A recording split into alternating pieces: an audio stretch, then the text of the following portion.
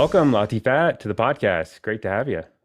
Thank you for having me here finally. I'm so glad we got to get together. We've talked a few times, and I know I'm really looking forward to this. You have a lot of cool things going on. We were just kind of chatting about it beforehand, but I think one of the things that really struck me when we first met about you is you just are one of those types that really seems to be living in alignment with your values and, you know, are true, kind of like living into your true self, which these days I feel like is relatively uncommon, unfortunately. There's a lot of like fake in the world, like a lot of people trying really, really hard to kind of, and we all struggle with that at times, in this expectation of perfection and all that kind of thing. But you are just such a great example, I think, of living into more of your true self and living in line with those values. And you have a lot going on too, which I think we'll get into as well. You've got your practice and you've got this MoneyFit brand that you've built and all the things that are happening with it. You're about to take a sabbatical. So I think we're going to have a great conversation. Before we jump into all that, I would love it if you could just kind of give us a little bit more kind of about you and how you've gotten where you are today. Absolutely. Thanks for having me here. I'm really excited about being here. I've been looking forward to. We've chatted a couple of times and I've enjoyed our conversation. So I hope your audience gets to hear a little bit of what some of the conversation's been about. But for those that I haven't met, I'm Dr. Latifat. I'm a physician. I'm a gastroenterologist. I live in California.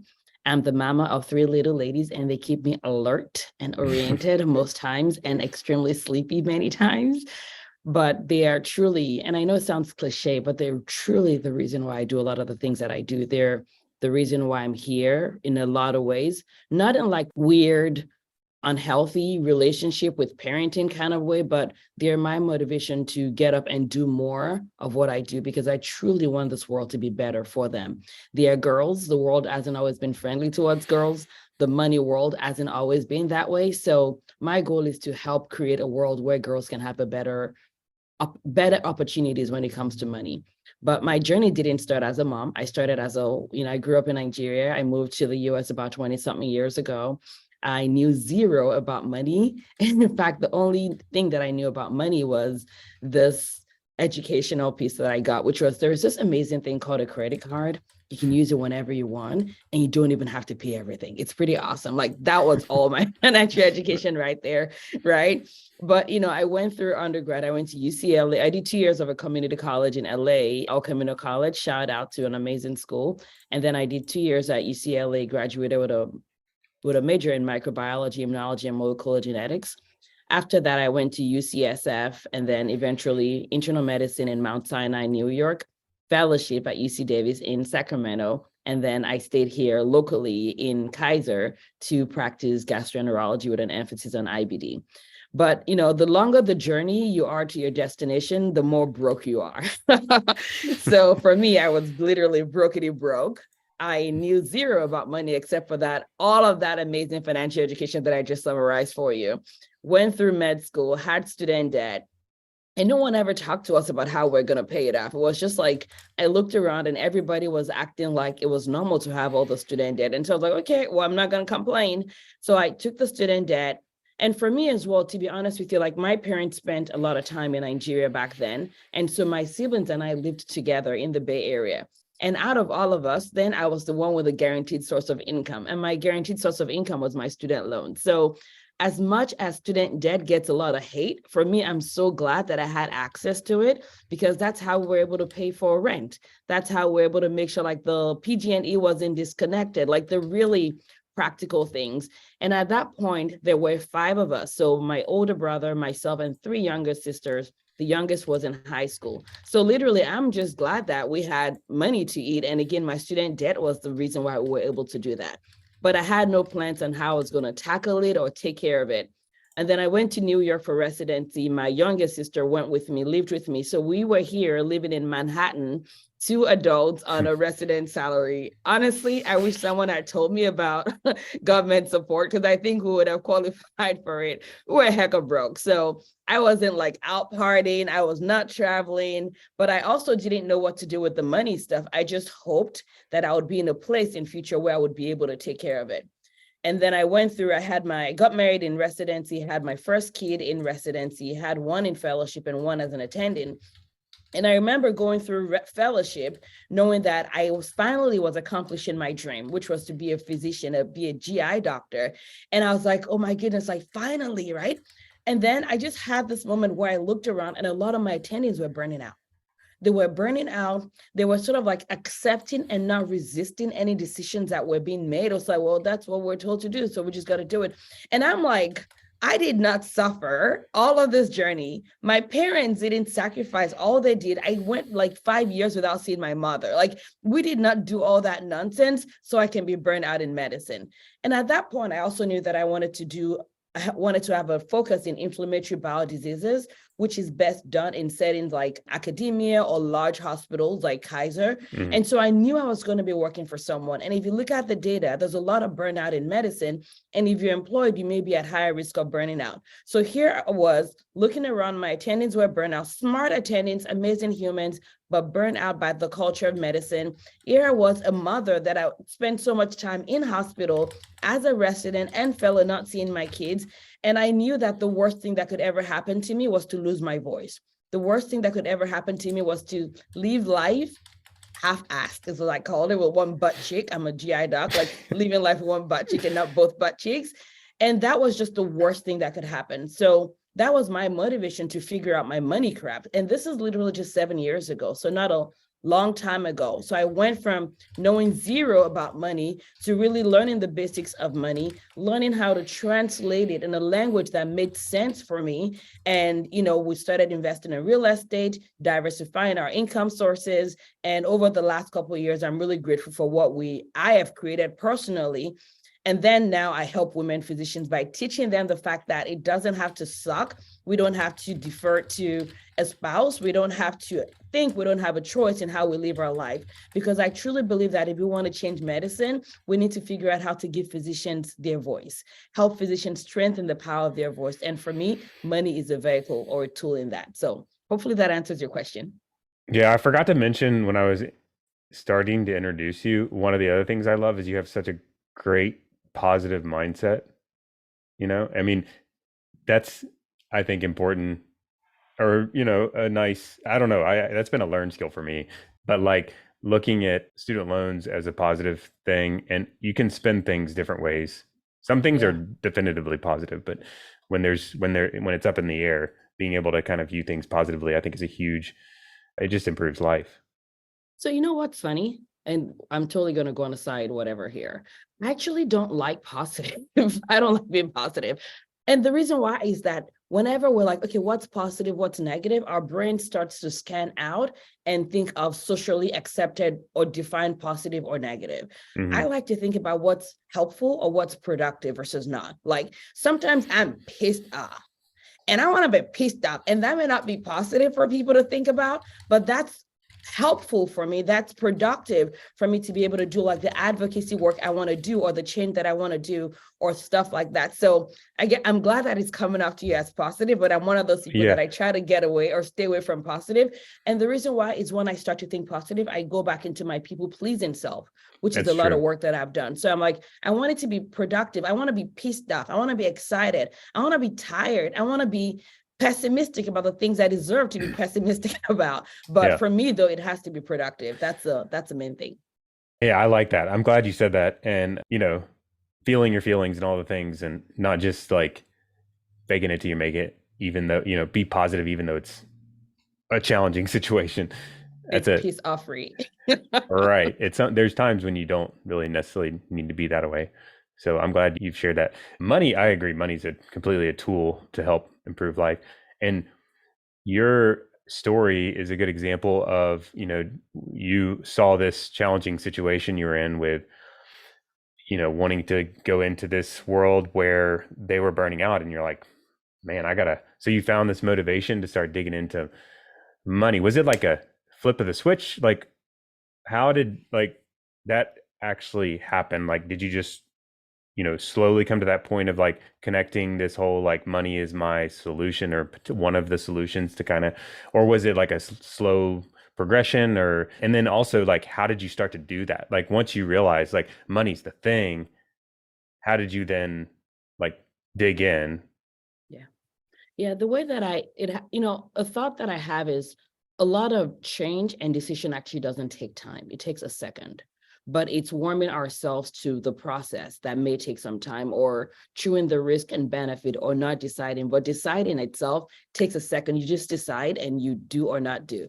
And so for me, it kind of was like gathering data that led to that point. So the data was, people are burnt out. The ones that tend to have their money together seems to have a stronger voice or a healthier voice than those that don't. And then I looked at my kids and I'm like, what is my part in their life? Like, how am I going to, I believe that the work of every generation is to elevate the next generation.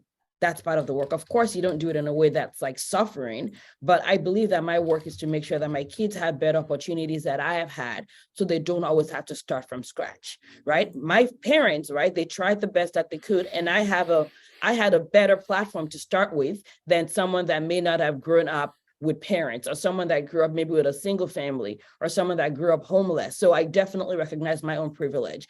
But for me, I thought that my goal and my work was to help my kids not start from where I started from, make it a little bit less hard for them. That was my goal. I don't want them to have to support their siblings. Like, if they don't have to do that, I feel like that's already a huge deal.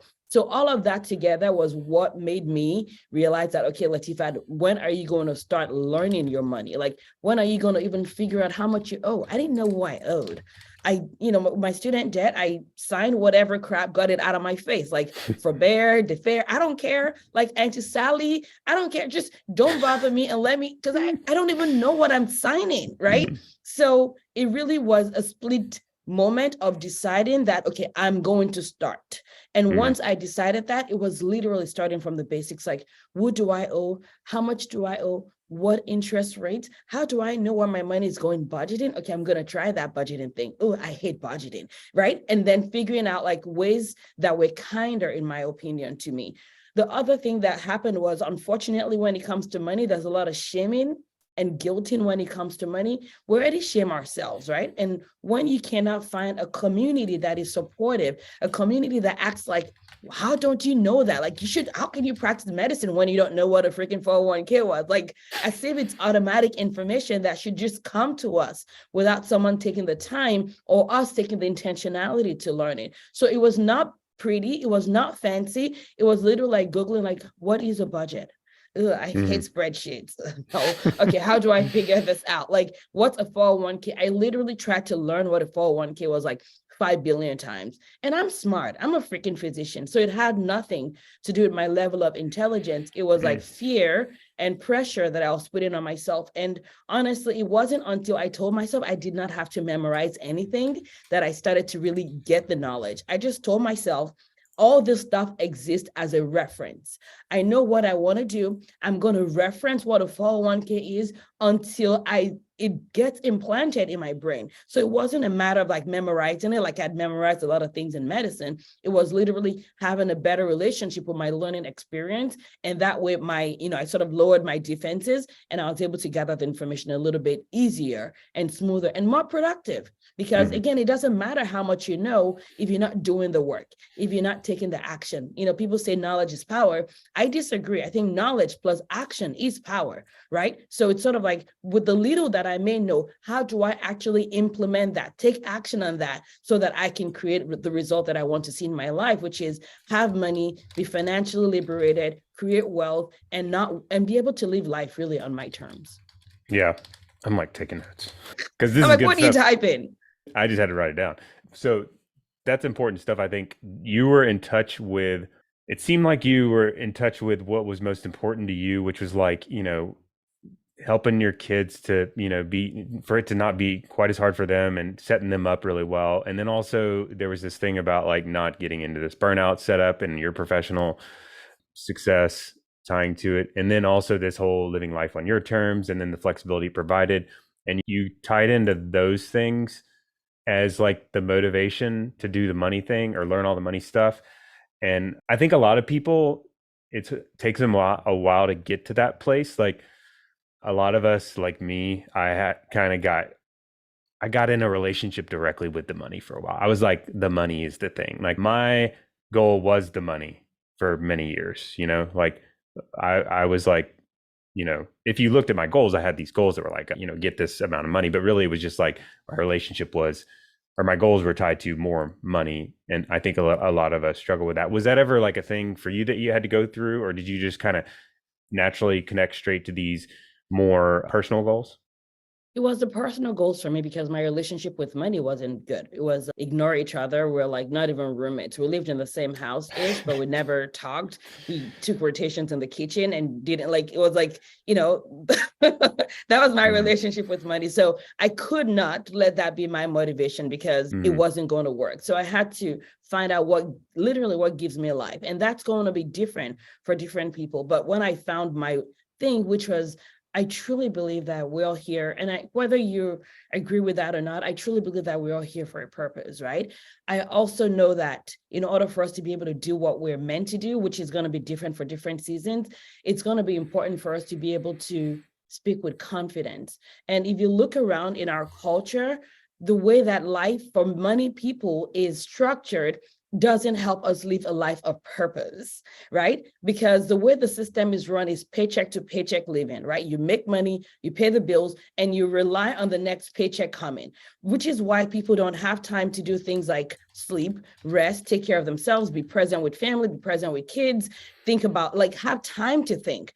And so you literally just have to decide, what do I want in my life? Do I want the status quo? Which there's nothing wrong with that if that's what you want.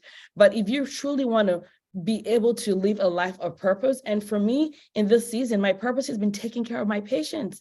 I love what I do. It truly is a gift to do what I do. But in order to be able to do that, I need to be able to say as many, can I say S word? sure. Shit. All right, shit. I need to be able to say as many shit as I want to do. And I cannot say as much shit as I want to say if I'm worried about my paycheck. And and for me, it's like being able to speak the language of my patients, right? And so not just even like about life outside of work, but even life within work, like to be able to tell my people, yeah, this shit sucks. I agree. And just speak in a language. I mean, this is fact, not brag, but I honestly don't think it's a coincidence that I have one of the highest like physician rating in my specialty in our region. And it's really because I don't give a shit. And because I don't, I can really give a shit where it matters, which is where it takes care of my patients, tell them the truth like it is, be there with them, cry if I want to cry with them, tell them, listen, do you sure you want to hear what I got to say? Because you ain't going to like it. Right? And not have to worry about the things that are not important. It's helped me be a better physician. And so it's not just about like wealth creating outside of work or diversifying income source. It literally is a tool that helps us live on purpose for the purpose that we've been created for. So I don't know, hopefully that answers your Yeah. question. No, I think that's really good stuff. I think people have a hard time.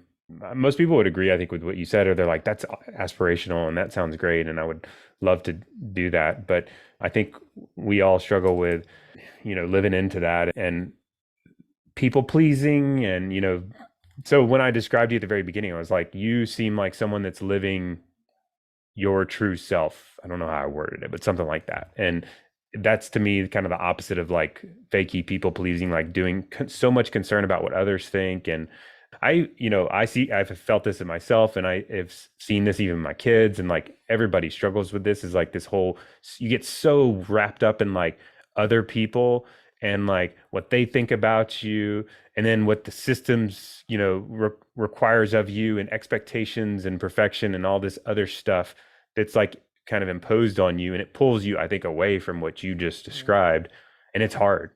It's hard. And it's hard for me too.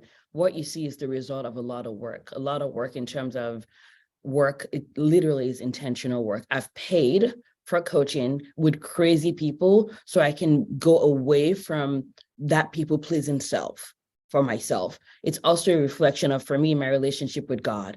It's a reflection of that. I literally like, this is not like what you see is the result of intentionality, right? It's literally me waking up every day and deciding to meditate and pray and refocus every single day, refocus myself on like what's important. Still people please. It's not please, no perfectionism here. It's very, very imperfect. I still do. And I have to bring myself back in touch with removing myself from that and really asking myself, like, how do I, like, what is valuable? At the end of the day, on my deathbed, the person who was reading my post on Facebook isn't really going to matter, right?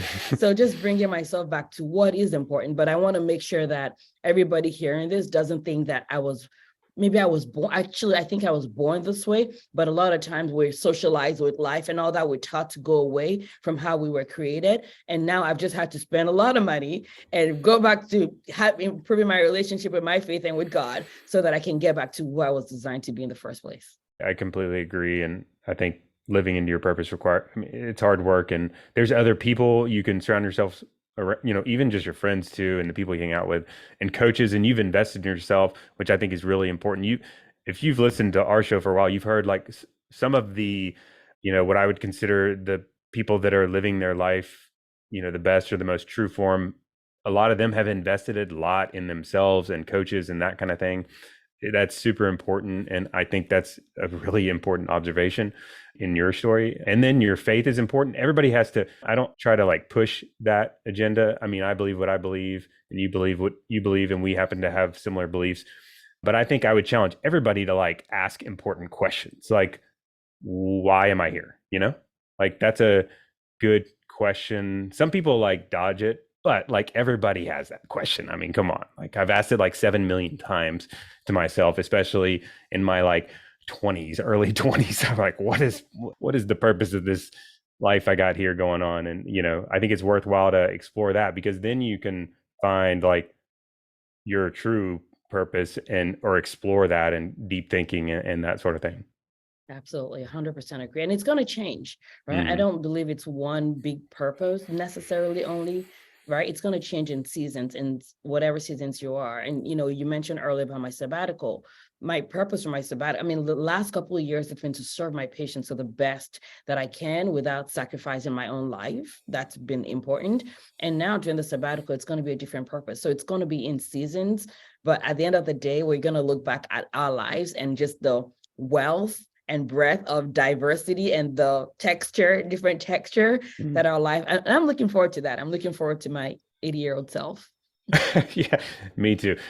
It's in seasons. It's so much seasons, and the winter happens. Everybody's got the winter, and it gets tough, and then you get the summertime and spring and the fall, and it's all changing. That's partly what I mean. It would be kind of boring, like having the same season all day, every day, and you would start to like not have anything to look forward to. But really, life is up and down, and it's exciting, and that's, I think, one of the best parts about it. So you've really got a lot going on, but now you threw out the sabbatical, and so that's kind of like a hard stop. I mean, that's like I love the idea of a sabbatical, but I'm like, I don't know how I'm very go, and a million different things going on, and I'm just curious about that.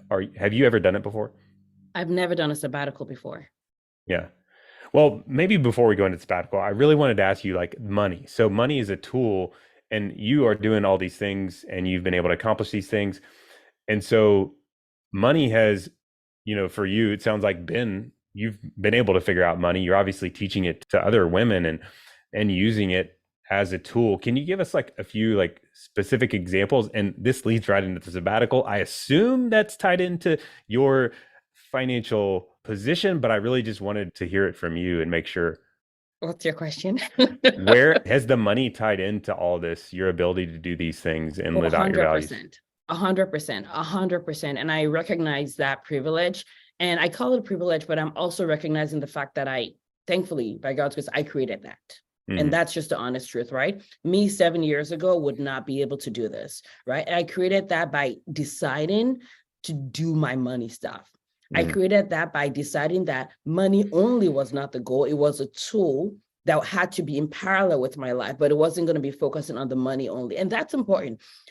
Through coaching and intentionally investing in my brain and in my life and in my communities, I am in spaces where large numbers are talked about. And it's not only about the money. It's not only about the dollars, because there are many people that talk about bigger numbers that I have that could not dare to do what I'm doing right now because their mindset is not there. It's possible for everybody. So again, it's the money, but it's also how we think about it, our relationship with money, which is where the mindset piece is coming from. But 100%. And then y'all people have you. So I know they have a lot of knowledge and information already, by the way, but I'm going to add a little bit of my own stuff and how I think about it. So the core pieces that has helped in terms of like getting to this point is, number one, I don't care about my budget. I care about my spending plan. Like, what is my money doing? Where is my money going? My money is like little armies.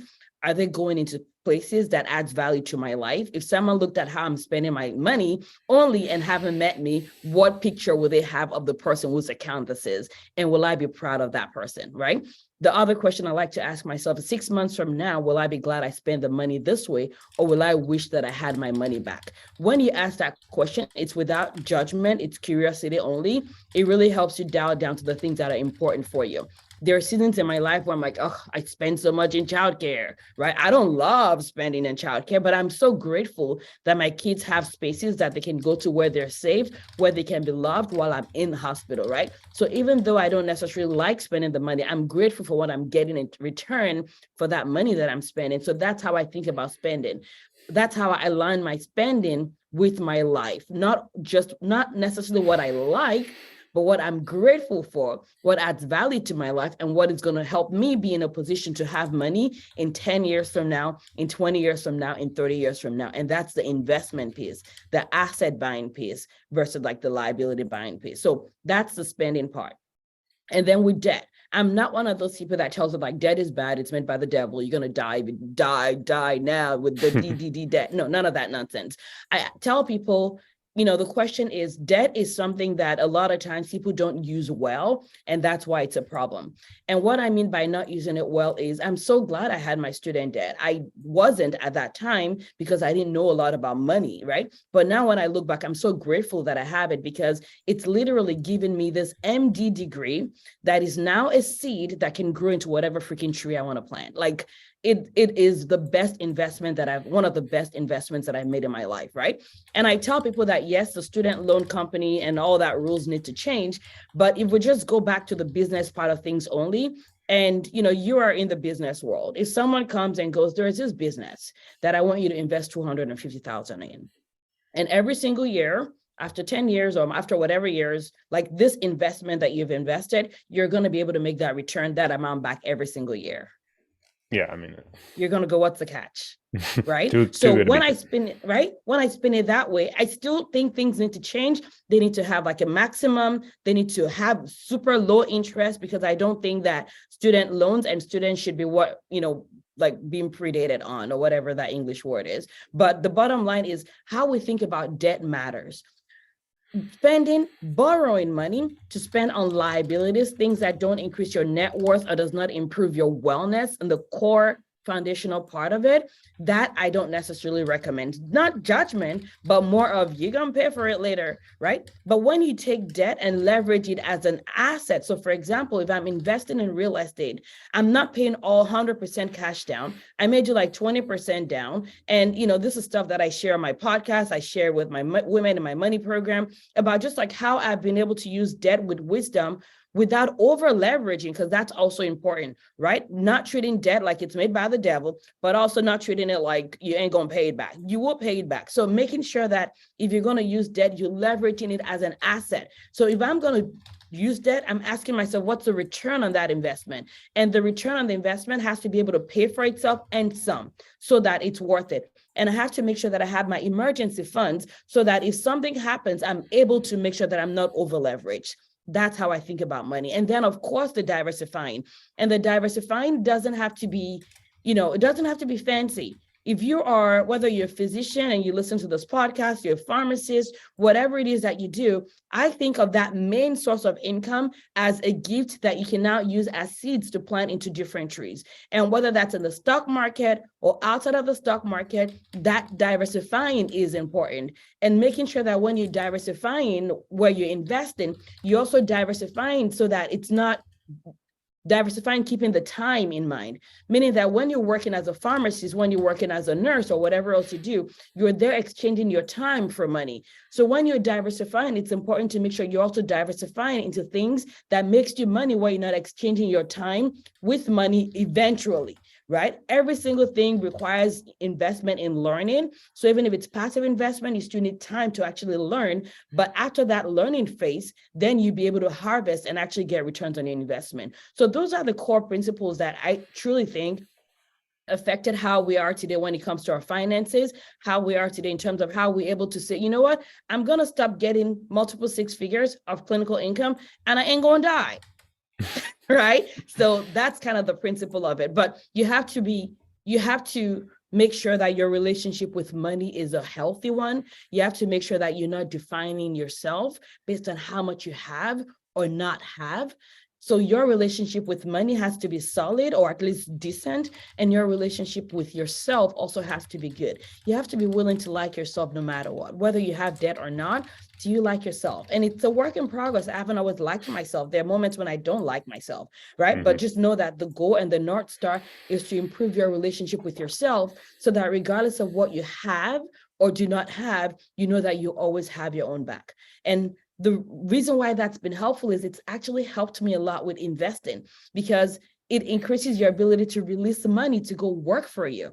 Because, you know, having it be multiple seven figures or multiple six figures is not attached to my joy in any way. So that way I can really let money do what it's meant to do, which is go, you know, gather its brothers and sisters and cousins and grow. And, you know, that's how your net worth grows. Yeah. So that's what I got. Just sitting there doing nothing is no good. And then also, you know, spending on things you don't truly value. Those things, I'm sure you've seen some of the happiness research out there that's really cool, because the general consensus, there's all kinds of research out there, but the general consensus is that, like, you know, like saving to some extent and investing and giving your money away to good causes and experiences are some of the best, like, happiness ROI investments you could possibly make. And then investing in time savings is another one that's high on the list. And you threw out all sorts of things like that. On the bottom of the list is like material possessions, especially things you don't use, are like, you know, kind of a waste.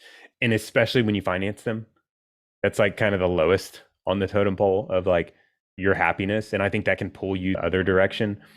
And I love the way that you kind of broke it all down like that. It's just, those are some foundational things. If I'm hearing that, I'm like, well, you know, I'm not sure if my relationship is solid. Like, I get the 3 points you break down really good, but like, I'm concerned about my relationship. How do I know if I have a good relationship with money? So your relationship with anything is your thoughts about it. A lot of times we think that our thoughts are facts. We think they're like absolutely true, right? And the way that, and a good example of how I know our thoughts are not always accurate is if you've ever had a friend that's dating someone and they have amazing thoughts about that person. So they have like, oh my goodness, this person's like amazing, the most amazing. And then you meet the person, the dude, and you're like, what the hell? Like, right? So it's not facts, it's thoughts. She has thoughts about this dude and you have thoughts about them. And the same thing is true for anything, right? It's the same reason why someone can be head over heels in love with another person. And then a couple of years later, they're like, I hate you. I think you're horrible. I think you're selfish. It's because those thoughts change. So our thoughts can change. Our thoughts don't have to be fixed. And that includes our thoughts about money. So when I think about my thoughts about money, like, is money, there were times when I thought money was truly the root of evil. There were times when I thought that if I ask for money, I'm greedy.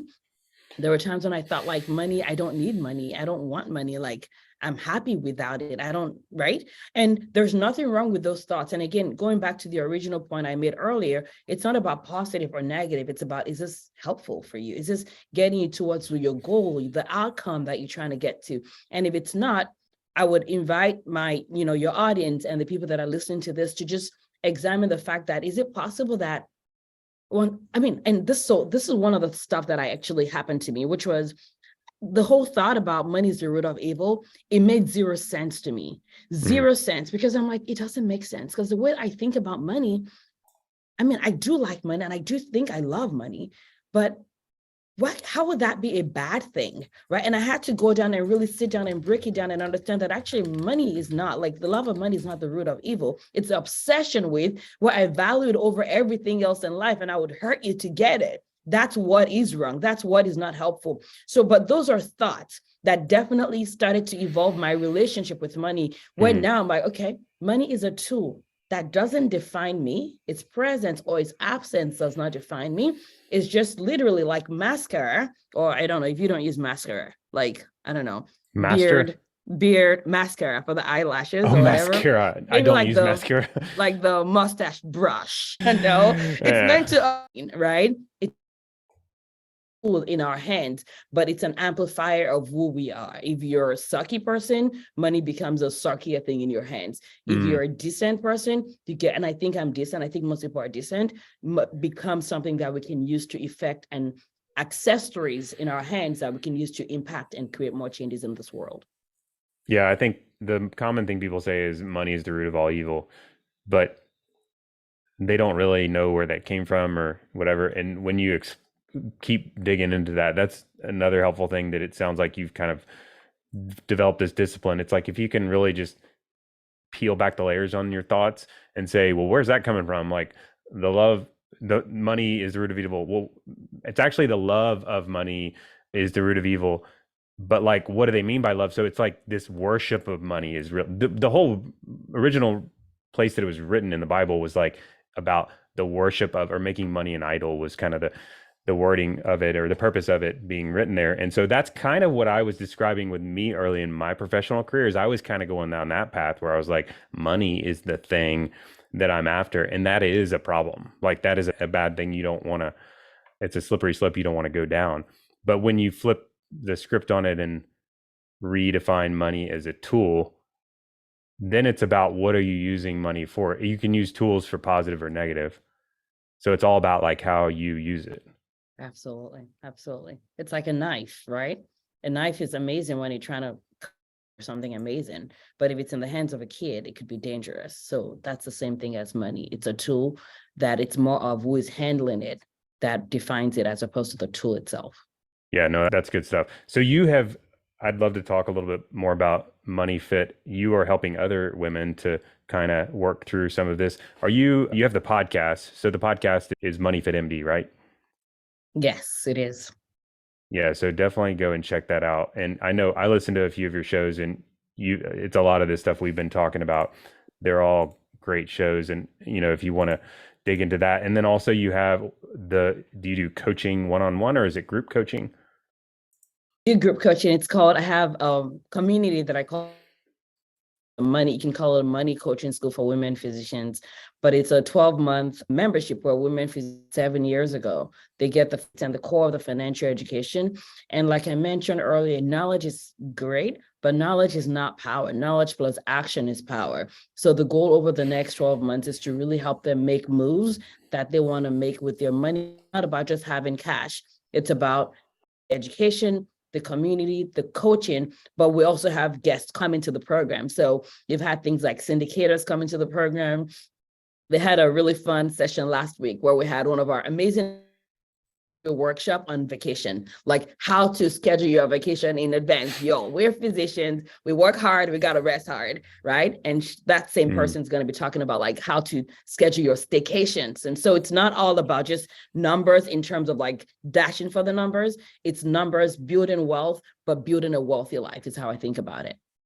Yeah, I think that's a great place, especially if you're like not sure where to start. I've heard it a lot from physicians we've interacted with. It's like a lot of times it's like I'm not sure where to start, or like maybe I don't have a great relationship, or like I don't have any sort of foundation, of financial literacy, or it's just overwhelming. And I think those, your resources are fantastic examples of like starting to kind of build that foundation. And that's what it's about, is like building that foundation. And what's great about what I love about like group related things is you get kind of twofold. Like you get the financial literacy part, but then you also start to get relationships built and accountability, and that drives more of the action. Because I agree, it's not just about the education, it's you have to take action on it, and sometimes that's the hardest part.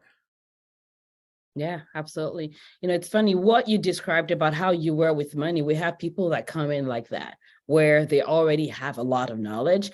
They've done things like have investments already. They have properties, they have money in their stock market, but they're like, I don't feel the way that I thought money was going to feel. right? So those people, it's not about the math that they need help with. It's not about the knowledge. It's about now moving to like changing our relationship with money. So essentially, if you're not creating the wealthy life, if you don't have a good relationship with money, if you don't see money as a tool that augments, if you like having cash, but you're not investing, if you have investments and you still are not living your wealthy life, then those are the things that will help people within there as well.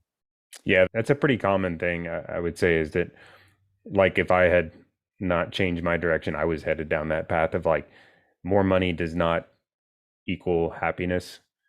I mean, it can translate to happiness, but it's not direct in itself. Like more money in itself does not create happiness. I think some of us have to learn that through experience and failure. And hopefully, though, it's better. I mean, it's better to learn through mistakes of other people. Can I And challenge you a little bit? sure. So I think it's easy for us to talk about money and happiness, but what about money and freedom? Yeah. What is happiness? You know, Yeah, I think yeah, the question is like, what is freedom? yeah, right? Because there are different layers when it comes to, I use the term financial liberation quite a bit. There are different layers to it. I think the first step is having the money stuff figured out, the basis of financial education, the investment tools and all that. But there's now also like the freedom. Freedom is really that's where people need to be in order to be able to live the life of purpose, is to Yeah. be able to have Freedom from every what? freedom from whatever they define it. It could be freedom of time. It could be freedom of voice.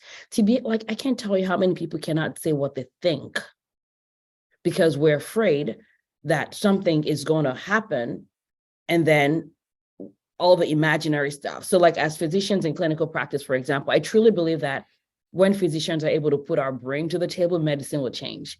But I cannot tell you how many physicians are afraid to give their honest opinion in a way that's not dependent on their outcome so that we can actually effect change. That is the level of freedom that I believe is going to take for us to change things in the world. So money is the first step, but money again is a tool to create. And part of the wealthy life is you're not going to feel like you have a wealthy life if you cannot express yourself. Kindness matters, right? Loving others matters. But I truly believe that in order for us to really live a life of full, like elevated purpose, that is not just like the grind we've been conditioned to, it's going to take freedom, which is separate. We've been sold happy, but nobody's talking about freedom. I call it liberation. So financial liberation is a goal. Yeah. Is it possible to get freedom without money? I think so. It's possible to have freedom without relationship. However, if you want to create big changes, if you want to have seats at tables, we live Impact. unfortunately in a world where if you don't have money, if you're not backed up by money, unfortunately, and I wish this was not the case, it decreases the strength of the ability of people to hear you. And so I wish it wasn't. And I think if you have money, that's part of the work that money can do, is for us to help empower and highlight other people and things that may not have the resources to back them up yet, right? That's leveraging. We're leveraging our money to use for people that have freedom, but may not have the money so that we can do all that together. So that's why I truly think everyone should have money. Yeah. I mean, money, and that goes back to as long as they're using it as a helpful tool to accomplish that, it's more is better in that sense. It's just kind of like amplifying it all. Yes, exactly. I'm curious about your future plans because I know, you have a lot going on right now, but more like the future. What are you working towards? Like, are you kind of working towards this? Is it related to your entrepreneurship endeavors or developing that or early retirement? I don't imagine that's the case, but what does your ideal future look like? Is it weird if I told that I don't know? Yeah, no, that's completely weird. Just kidding. Nobody, that's the true answer. Actually, I don't know. And Yeah. part of the sabbatical is to take some time to answer questions for the next season that I'm going into. I love medicine, so I definitely want medicine to be a part of it. I love it, and I think I'm actually decent at it.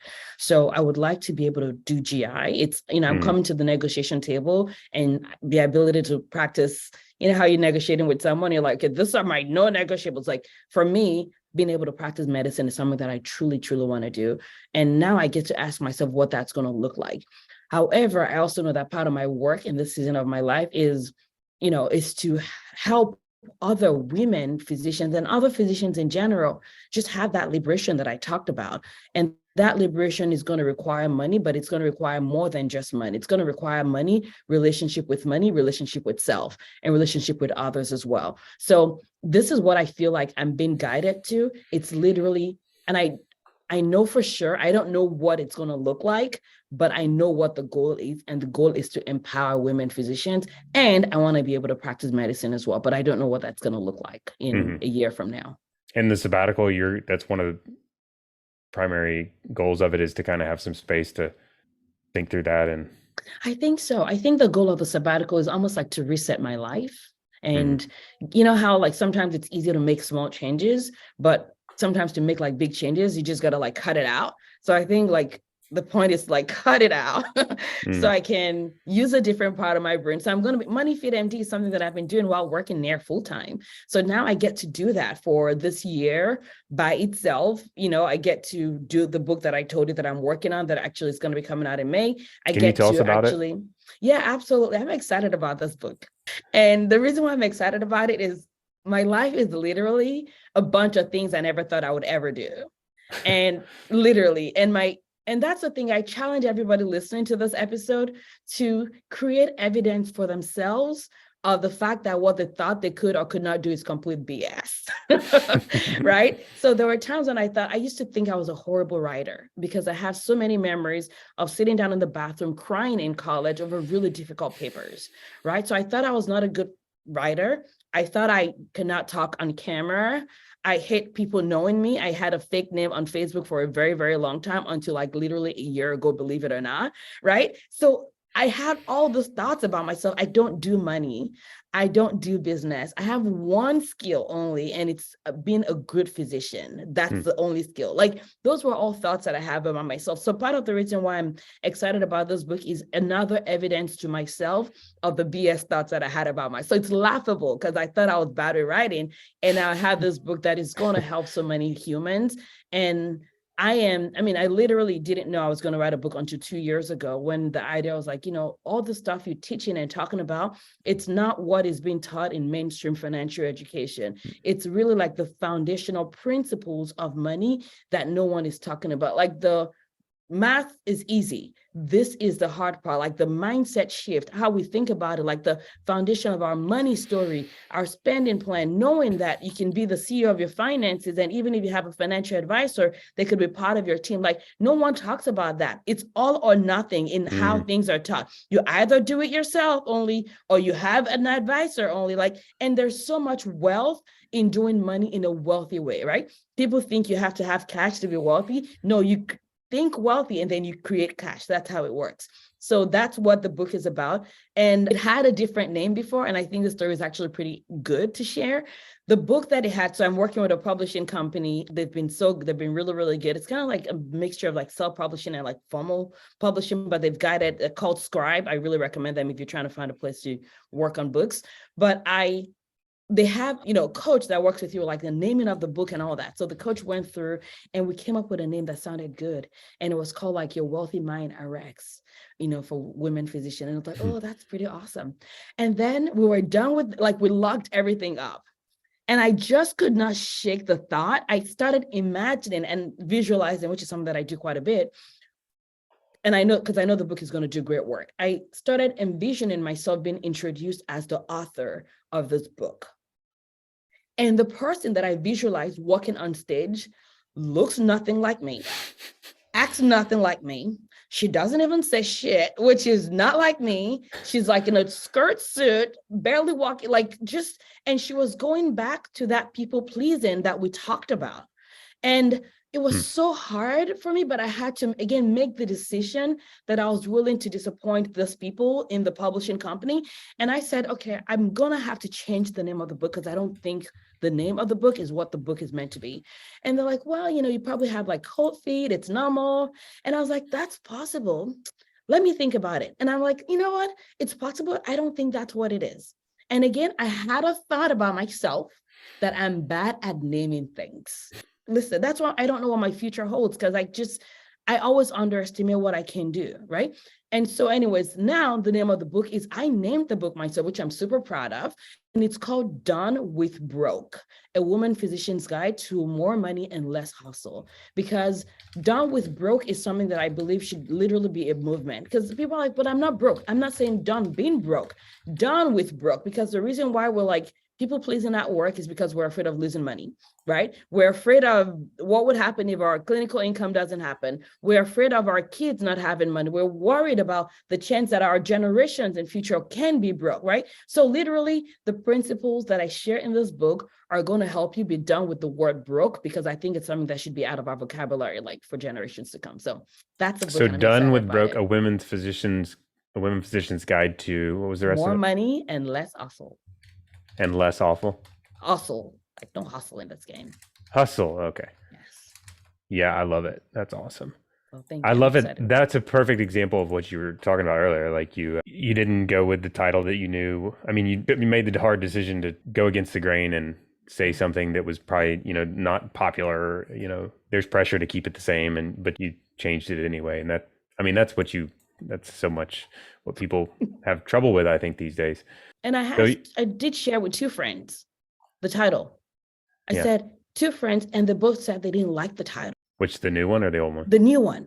Oh, And I was just like, it just felt like what the book was meant to be called. So yeah, I submitted it anyway. And guess what? Now, weeks later, they're like, we're so sorry. We like the name. Yeah, somebody told me one time, they're like, because I always used to ask for feedback a lot, and I've slowed down on it. One of my friends was like, if you don't truly want the feedback, why would you ask for it? I'm like, that makes a lot of sense. Like, if you really know where you need to go with something, like, you shouldn't ask for feedback. That's just going to pull you the other direction. Well, I know we're running out of time. I just wanted to ask one last question, because I'm really curious about this. Is, on your sabbatical, do you have like I was going to say, do you have an agenda or a game plan for it? But like, it feels like a sabbatical should just go open. I mean, like, what's the plan for it? Is it just like nothing and just see how it flows? Or like, do you have a game plan? Or I don't have, well, we do have a game plan. Our plan is to travel. So we're going to be, at the time of this the whole recording, family? Yeah, the whole family. So I have 3 kids. So 5 of us are going to be traveling starting in 2 weeks, which should make me really anxious, because my house looks like I'm not moving anywhere, but we're going to make it happen. It's going to be imperfect and it's going to be stressful, but that was going to happen anyway, regardless of how prepared I am. So we are going to be traveling, where right now I think we have about 10 to 15 countries on our list. So we're going to be traveling. And part of it is just to have the space to, spend time with our kids, teach them the diverse things we want them to know, including money, including, faith, including book, including play. It's also time for me to play as well. I want to play. So I'm looking forward to that. I'm looking forward to trying new things. I want to try one thing that is new or weird for me or different a week. That's the goal for the sabbatical. And, of course, I'm still going to have MoneyFITMD. I'll be doing the podcast. I'm doing the money school. And now I really get to sit down and even think even bigger of how I really want to impact women physicians. So the goal for this time is to have some spaces of silence, self-discovery, and really know what I'm supposed to do in the next season that's about to start in 2024. Nice. That's awesome. Well, I'm looking forward to hearing how it comes out on the back end, because I'm just very curious about the whole concept of it. And I'm glad that you're able to do it. And it's so soon. So that's also exciting. And I really appreciate you coming on. I know it's been fun chatting with you, and I'm thankful to kind of be around and share some of this knowledge that you have and some of these experiences you have. I think you're such a great example of living that ideal life like we've talked about. So I appreciate it. No, thank you for what you do. I mean, honestly, I'm gonna have to tell on you a little bit to your audience. Gosh. But I told Daniel this. So when he reached out and don't tell him this. So when he reached out and we had to schedule like a call to get to chat and make sure we both were not crazy people that were gonna like come after our audiences with like hatchets. And we talked for a long time actually. And I said, okay, Daniel, I'm gonna be honest with you. This actually was more fun than I thought it was gonna be. And it truly has been a pleasure. Really, it's been a pleasure being here, but it really has been a pleasure just even talking to you offline and getting to know you a little bit. I'm glad you do what you do. And I think, financial advisors in general get a bad rep. And in order for for the field to progress, we're going to need people like you that are really doing what you're doing and adding like the humanism, the importance of our value, and things that actually are important to people so that we can, again, revive the field and improve the field and escalate it forward. So thanks for being who you are. Thanks for doing all the work that you've done to get you to this point. And thanks for having the podcast. Yeah, thanks for what you do too. And I appreciate the kind words.